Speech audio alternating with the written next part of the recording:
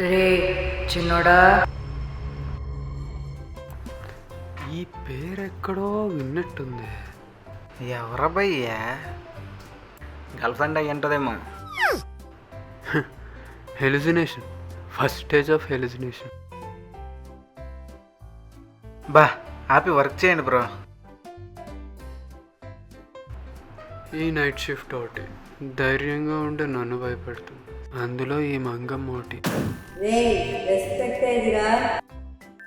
Respect ఎవరైనా పెద్దోళ్ళకి ఇస్తారు కానీ పోయిన వాళ్ళకి ఇస్తారా?